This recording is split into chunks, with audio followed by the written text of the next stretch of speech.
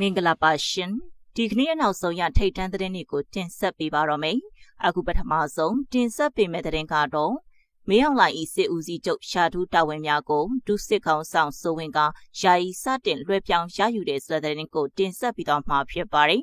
်အကြံဖတ်စစ်ကောင်ဆောင်မင်းအောင်လှိုင်ဤရှာထူးတာဝန်များကိုဒုစစ်ကောင်ဆောင်စိုးဝင်းကယာယီအဖြစ်စတင်လွှဲပြောင်းရယူနေပြီဖြစ်ကြောင်းနေပြီးတော့စစ်ဖက်သတင်းရင်းမြစ်ကပြောဆိုပါတယ်ယမန်နေ့မလ26ရက်နေ့82နှစ်မြောက်စစ်တပ်နှစ်ဖက်လနေအထက်အမှန်အငိမ့်စာစစ်အရာရှိကြီးများကိုကြော့ပွဲတွေဒုစစ်ကောင်ဆောင်စိုးဝင်းက82နှစ်မြောက်စစ်တပ်နှစ်ဖက်လနေအခမ်းအနားပြီးသည့်နောက်ပိုင်းစစ်တပ်ခေါင်းဆောင်အပြောင်းလဲဖြစ်မည်ဟုထုတ်ဖော်ပြောဆိုခဲ့ပြီးမကြမီသမရနှင့်ဒုတိယသမရများပေါ်ပေါက်လာမည်ဖြစ်ကြောင်းထုတ်ဖော်ပြောဆိုခဲ့ပါတယ်လက်ရှိမရောက်လာ၏စစ်တပ်ဦးစီးချုပ်ရှာထူးတာဝန်များအလုံးကိုဒုစစ်ဦးစီးချုပ်စိုးဝင်းကယာယီအဖြစ်ရယူနေပြီးစစ်တပ်အတွင်လိုအပ်သောအမိန့်ညွှန်ကြားချက်များစွာကိုစစ်ဦးစီးချုပ်ကိုစားဟုလက်မှတ်ရေးထိုး၍ဇက်တိုက်ထုတ်ပြန်လျက်ရှိကြောင်းသိရပါတယ်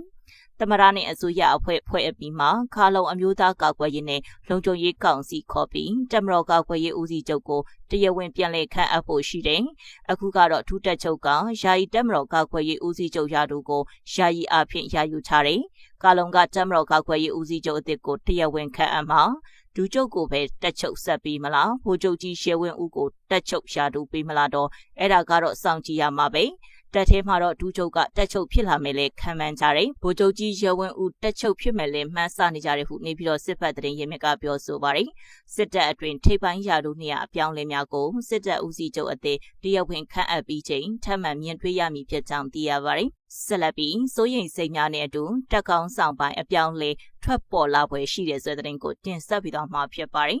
အရှိတောင်အာရှတွင်ဘာလို့၍ဘာလို့နေမှမသိရအောင်လှုပ်ပွက်နည်းနည်းလွန်လာသောအဖွဲ့အစည်းတစ်ခုဖြစ်သည့်မြန်မာစစ်တပ်မှတောက်ကြနေတွင်ကျင်းပမည်နှစ်ပတ်လေစစ်ရေးပြအခမ်းအနားအပြီး၌ခေါင်းဆောင်ပိုင်းကိုအပြောင်းလဲပြုလုပ်တော်မူဟုလူသိရှင်ကြားထုတ်ဖော်ပြောဆိုလာခဲ့ပါတယ်။ယခုကဲ့သို့ခေါင်းဆောင်ပိုင်းအပြောင်းလဲသည့်အသစ်ဖွဲ့စည်းလိုက်သောလွှတ်တော်မှသမရအသစ်ရွေးချယ်တင်မြှောက်ရေးလုပ်ငန်းစဉ်များတနင်္လာနေ့တွင်မစတင်မီထွက်ပေါ်လာခြင်းဖြစ်ပါတယ်။လက်ရှိကာကွယ်ရေးဦးစီးချုပ်မင်းအောင်လှိုင်သည်အဆိုပါသမရရာထူးကိုရယူရန်ဆက်စုနှစ်တစုနီးပါးဆောင်ဆိုင်နေရသူလည်းဖြစ်သည်ဟုရိုက်တာသတင်းတွင်ရေးသားထားပါတယ်။ဂျက်ဘရွန်နေခန့်ထားပြီးတွင်ခေါင်းဆောင်မှုအပြောင်းလဲများရှိလာမည်ဖြစ်ကြောင်းဒုကာကွယ်ရေးဦးစီးချုပ်စိုးဝင်းကတာသာရီနှစ်တွင်ပြုလုပ်သည့်စစ်တပ်အငြိမ်းစာအရာရှိကြီးများကိုဂုဏ်ပြုသည့်အခမ်းအနားတစ်ခုတွင်ပြောဆိုခဲ့ခြင်းဖြစ်ပါတယ်။ဤသူကပင်ဦးဆောင်သည့်ဖြစ်စေတက်မတော်သည့်ဆက်ခံသူကောင်းဆောင်များအကြံပေးများ၏လမ်းညွှန်ချက်များဖြင့်ချမှတ်ထားပြီးသားစစ်ဘက်ဆိုင်ရာမူဝါဒများနှင့်လမ်းစဉ်များကိုဆက်လက်လိုက်နာသွားမည်ဖြစ်ကြောင်း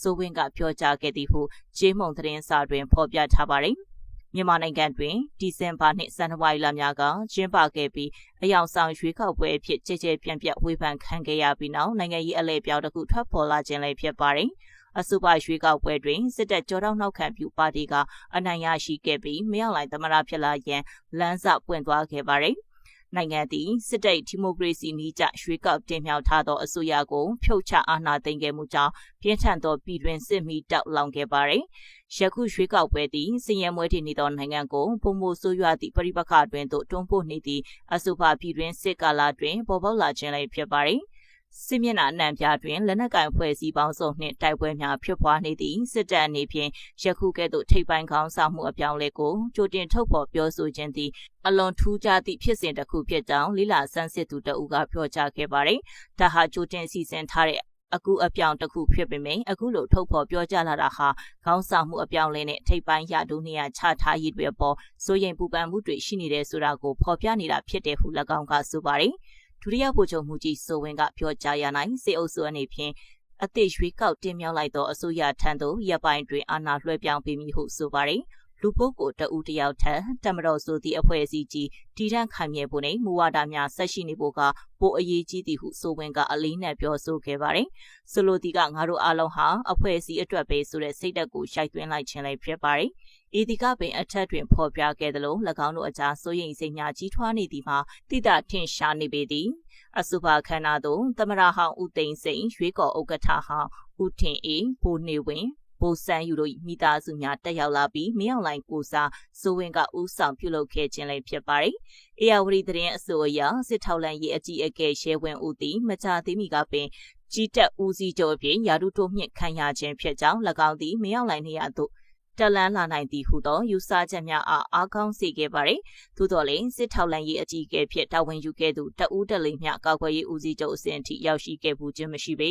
တစ်ဖက်တွင်လည်းရှမ်းပြည်နယ်ရှိတရင်များသို့တွားရောက်စစ်ဆေးခြင်းနှင့်စစ်ဘက်ဆိုင်ရာခန္ဓာများကိုဦးဆောင်ခြင်းအပါအဝင်စိုးဝင်းသည့်တိတိတတ်လှုပ်ရှားလာခဲ့ခြင်းကြောင့်၎င်းအားနောက်ထပ်အလားအလာရှိသူတဦးအဖြစ်ထွက်ပေါ်လာခဲ့ပါသည်နေပြည်တော်တွင်ပြုလုပ်ခဲ့သည့်မကြာသေးမီကဗိုလ်ချုပ်ကြီးများစီဝေးတစ်ခုတွင်မင်းအောင်လှိုင်ကစိုးဝင်းအားလွန်ခဲ့သည့်15နှစ်တာကာလပတ်လုံး၎င်း၏လက်တွဲပေါ်အဖြစ်မတ်တက်ထရက်ခိုင်းကချီကျူးစကားပြောကြားခဲ့ပါသည်နိုင်ငံတကာဆက်ဆံရေးတွင်လည်းစိုးဝင်းသည့်ပုံမှုအရေးပါသောအခမ်းအနားတွင်ပါဝင်လာခဲ့ပါသည်၎င်းသည်ဖေဖော်ဝါရီလကပြုလုပ်ခဲ့သောတရုတ်နှစ်သစ်ကူအခမ်းပွဲတွင်မင်းအောင်လှိုင်ကိုစားတက်ရောက်ခဲ့သလိုဗီလာရုသမရလူကရှန်ကိုနေပြည်တော်သို့လာရောက်စဉ်အတွင်း၌လည်းစစ်ကောင်စီဥက္ကဋ္ဌ၏ညလက်ရုံအပြင်မိတ်ဆက်ခြင်းခံခဲ့ရပါတယ်။ထို့ပြင်မကြာသေးမီကထိုင်းတပ်မတော်အကြီးအကဲနှင့်ပြုလုပ်ခဲ့တဲ့ဆွေးနွေးပွဲများတွင်လည်းမင်းအောင်လှိုင်နှင့်တူပါဝင်တက်ရောက်လာခဲ့ပါတယ်။သို့တော်လည်းအသက်66နှစ်အရွယ်ရှိပြီဖြစ်သောစိုးဝင်း၏အသက်အရွယ်သည်ထိတ်တန်းရာတို့ကိုရယူရန်ကြီးလွန်းနေပြီလားဟုသော